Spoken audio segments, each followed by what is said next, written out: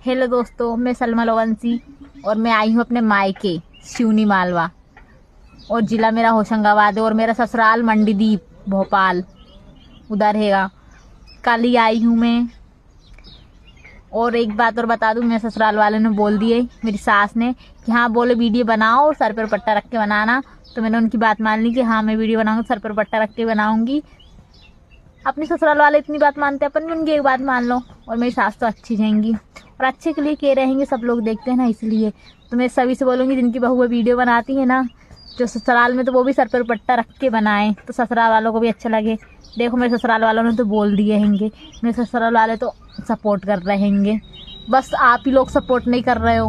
उन लोग तो सपोर्ट कर रहे हैं घर के लोग, लेकिन जो देखते हैं फॉलोवर्स बढ़ते हैंगे और फिर कम हो जाते हैंगे, 5 बढ़ते हैंगे और फिर कम हो जाते हैंगे, क्या पता कैसे। ठीक है, बाय, नेक्स्ट ब्लॉग में बात करूँगी।